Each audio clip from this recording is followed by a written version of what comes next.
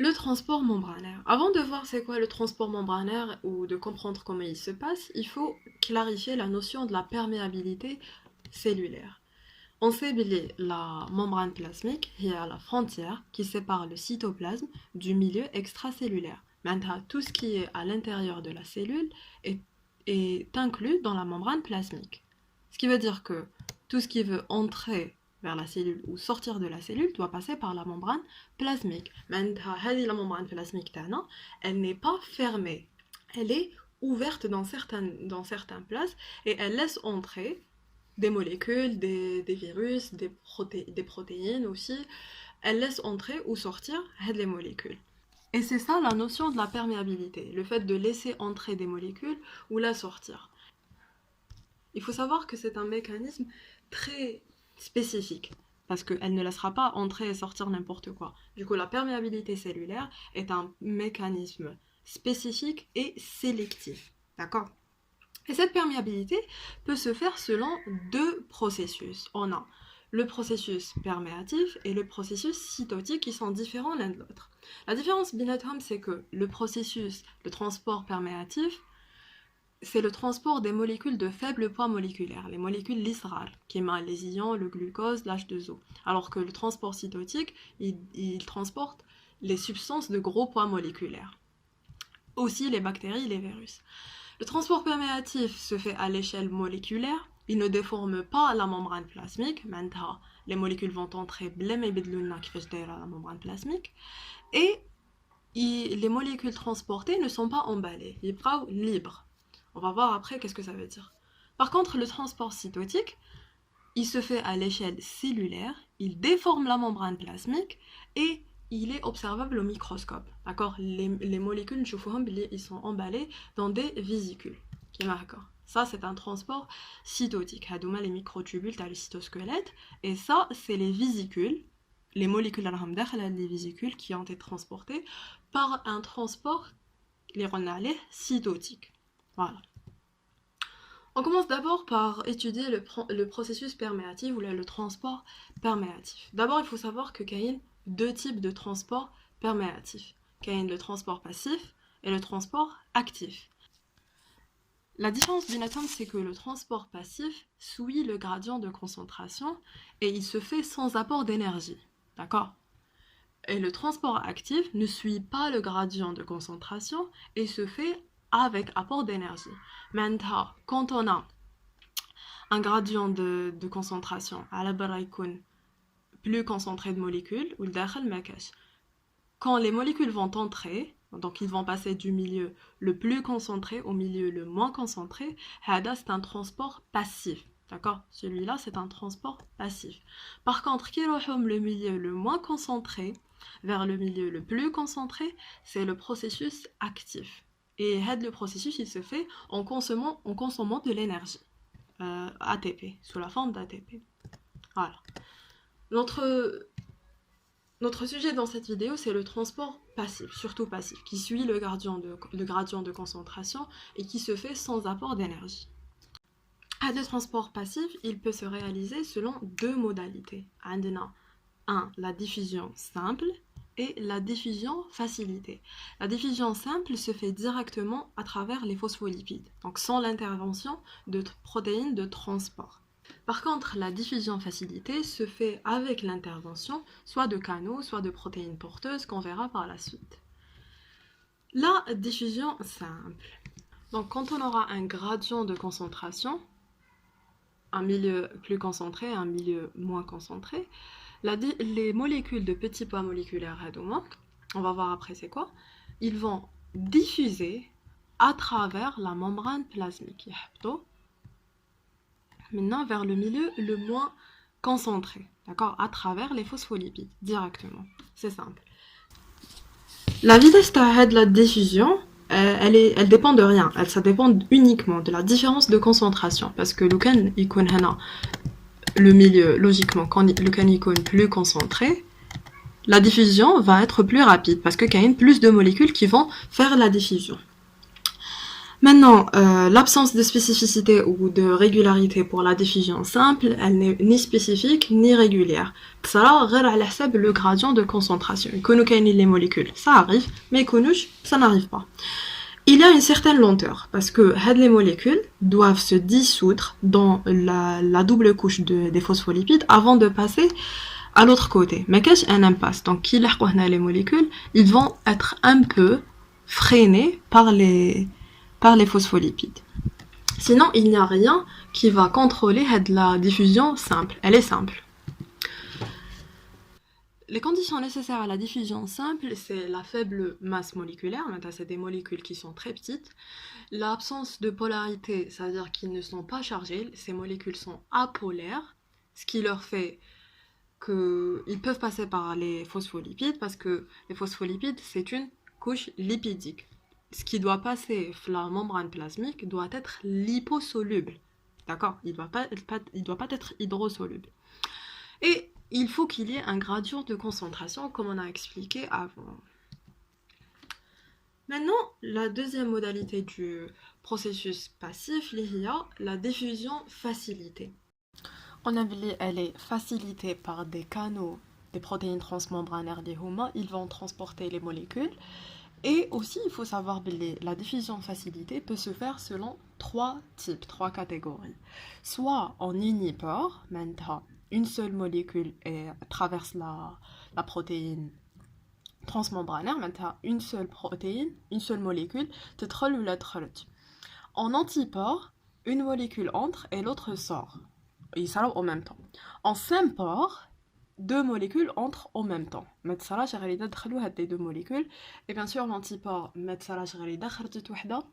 par contre, l'unipore peut entrer librement. Une fois on a compris ça, on va voir maintenant les protéines transmembranaires d'Ideluna, la diffusion facilitée à moi, c'est quoi? On a deux types, canaux ioniques et protéines porteuses, les perméases. On commence par voir c'est quoi les perméases. On a les S-glutes, les transporteurs de glucose, et les aquaporines, les transporteurs de l'eau. Les S-glutes, c'est les glutes, c'est glucose transporter, les transporteurs de glucose. Ce sont des perméases formées de 12 hélices alpha.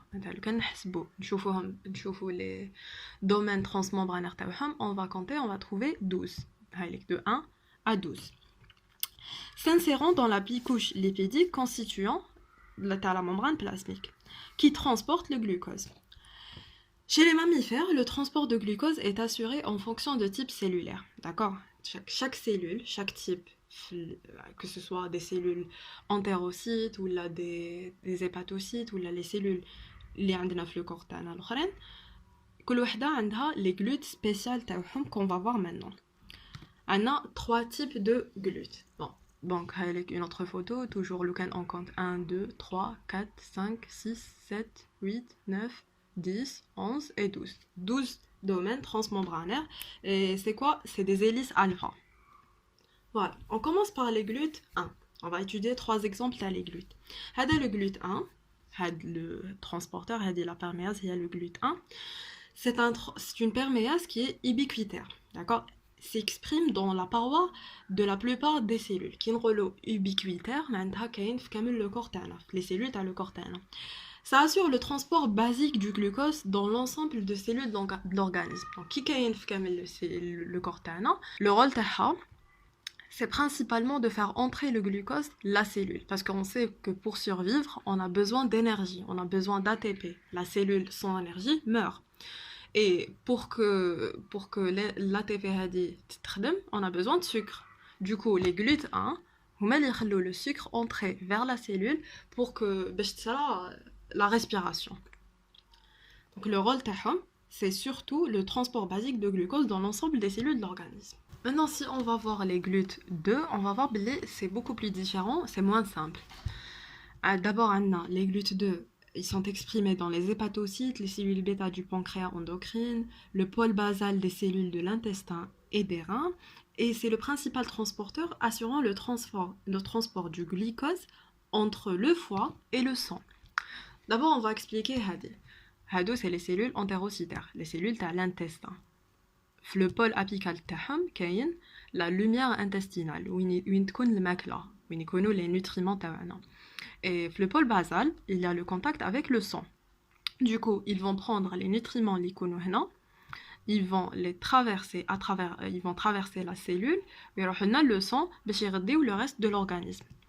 Il faut savoir بلي كي يجي le glucose لهنا, il va passer le pôle apical là où il y a les GLUT1 pour entrer dans la cellule.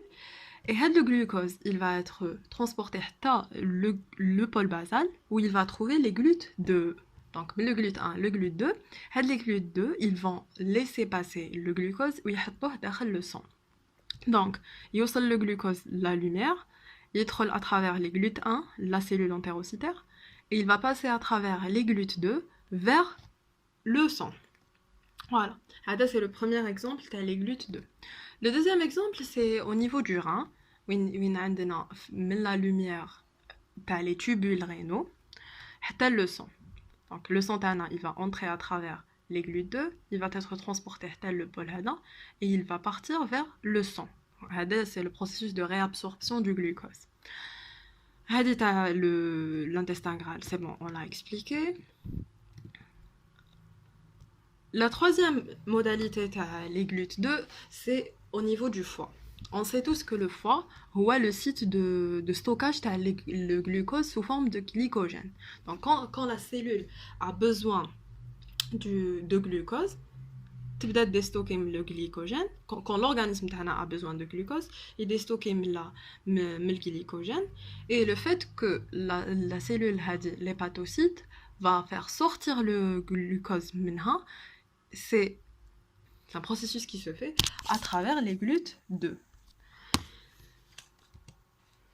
Voilà, c'était tout pour les GLUT1 et 2. Donc là, il y a une autre chose à préciser. Les GLUT1 et 2, ils sont présents dans la cellule دايما. Donc ils sont toujours في الغشاء تاع la cellule. ما لازملهمش une excitation باش يخرجوا. Je vous dis ça parce que pour les GLUT4, il doit y avoir un processus de signalisation. Qu'est-ce que ça veut dire? Maintenant, les GLUT4, à l'état normal, ils connaissent dans des vésicules. Moi, je vais la cellule, ils connaissent dans des vésicules ou ils connaissent dans la cellule. Mais une fois il dit le signal c'est l'insuline il va exciter les vésicules, il va les inciter à sortir. Il باش يعرضوا على la membrane plasmique. Voilà. Donc, ils connaissent des vésicules, il dit le signal, ils vont se présenter au niveau de la membrane plasmique. Voilà, donc, ils connaissent la vésicule dans la cellule, il dit l'insuline, le récepteur TAO, il va induire une cascade de réactions, les vésicules. Les vésicules, ça va leur induire à s'exprimer au niveau de la membrane plasmique, soit sous forme de monomère ou sous forme de cluster qui connaît une fois c'est fini, l'insuline va se détacher et les clusters, ils vont s'endociter. Ça va leur endocytose sous forme d'endosome. D'accord? Donc les GLUT4 à l'état normal, ils connaissent des vésicules. Une fois l'insuline va exciter la cellule, ils vont s'exprimer, donc là c'est pour récapituler. Les GLUT1, ils sont ubiquitaires dans le corps, leur rôle c'est le transport basique du glucose. Les GLUT2, ils se trouvent dans les hépatocytes, les entérocytes, les cellules rénales, les cellules bêta du pancréas endocrine. Leur rôle c'est le transfert vers le sang, le transfert du glucose vers le sang, à travers le pôle basal. Les GLUT4 ils connaissent le tissu insulino-dépendant, qui m'a le tissu adipeux, le tissu musculo-squelettique. Et leur rôle, c'est l'absorption du glucose et il faut savoir qu'ils sont activés par l'insuline. Maintenant qu'on a fini avec les 16 GLUT, les premiers types de perméases, on va voir maintenant les aquaporines. Ce sont des perméases formées de 4 monomères. 1, 2, 3, 4. Et 6 hélices alpha. Donc, il y a 6 hélices alpha, mais les monomères, c'est au nombre de 4. S'insérant dans la bicouche lipidique constituante de la membrane. Elles permettent aux molécules d'eau de traverser la membrane beaucoup plus rapidement que par diffusion simple. Tout à l'heure, on a dit la diffusion simple, l'eau. Mais là, avec les aquaporines, c'est beaucoup plus rapide, c'est 3 fois plus rapide. Elles ont une spécificité d'expression tissulaire, sauf pour aquaporine 1. Donc, avec comme les aquaporines, qui met les esculutes. Il y a 1, 2, 3, il y a plusieurs types. Mais il faut juste se rappeler, l'aquaporine 1, déjà ubiquitaire dans toutes les cellules de l'organisme. Le fonctionnement des aquaporines est contrôlé par des hormones. Donc, l'hormone de la vasopressine cortana, quand elle est sécrétée, ça va exciter les aquaporines et ça va induire l'activité à augmenter. Donc, la vasopressine augmente l'activité des aquaporines. Et on a des processus qui inhibent l'activité, qui met le mercure, il va inhiber les aquaporines. Voilà. Avec les aquaporines, ils font entrer l'eau vers la cellule. Avec H2O. Toujours du milieu le plus concentré vers le milieu moins concentré. Le deuxième type de canaux, que nous avons les perméases, maintenant, c'est les canaux ioniques. Les canaux ioniques, c'est beaucoup plus simple que les autres. Déjà, on sait ils font entrer les ions du milieu le plus concentré vers le milieu le moins concentré. On a deux types de canaux ioniques. On a le canaux ionique potentiel dépendant et les canaux ioniques ligand dépendants. Nous avons potentiel dépendant. Potentiel dépendant. On sait que chaque cellule a un potentiel d'électricité. C'est la charge électrique. Donc, le milieu extracellulaire est positif ou le milieu intracellulaire est négatif. Pour que les canaux à potentiel, les canaux ioniques potentiels dépendants s'ouvrent, donc à l'état normal, pour qu'ils s'ouvrent, le potentiel normal, il se change. Moins 70 ou les moins 55 ou là, je sais pas. Qu'est-ce qui va changer le potentiel? C'est l'arrivée des ions qui vont passer par les canaux. Donc l'arrivée des ions, que ce soit K+, Na+, Cl-, tout.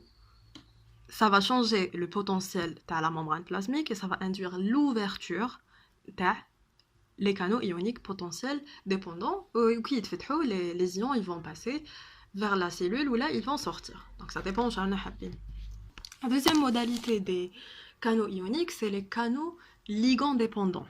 Donc ils ont besoin d'un ligand comme si il va les ouvrir. Qui connaît un spot, un espace في الممbrane تاعهم وين يقدر يلصق un ligand. Une fois هاد les ligands ils vont s'ouvrir, ils vont laisser passer les molécules spécifiques تاعهم. معناتها في les sous-unités تاع هاد les protéines كاين des espaces où un ligand peut se fixer. Une fois هاد le ligand il est fixé, il va permettre l'entrée de les molécules transportées هاد les canaux.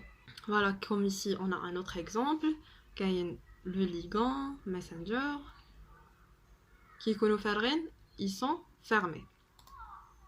L'exemple qu'on connaît tous, les canaux ligands dépendants, il y a la jonction musculaire. Voilà, on va zoomer un peu. Voilà, là on a une jonction musculaire. Hadi, c'est une terminaison nerveuse. Là, ici, on a la terminaison nerveuse. Hado, c'est des vésicules contenant de l'acétylcholine. Une fois de ça, exocytose, l'acétylcholine va sortir. L'acétylcholine, où est le ligand? Il va aller se fixer sa place. Et les canaux, ils vont s'ouvrir. Ils vont laisser entrer le sodium. C'est l'exemple qu'on connaît tous dans la jonction musculaire. Les canaux ioniques ligand dépendants. Donc, les canaux existent dans toutes les cellules, mais particulièrement dans les cellules excitables, qui sont les cellules musculaires, les la jonction neuromusculaire.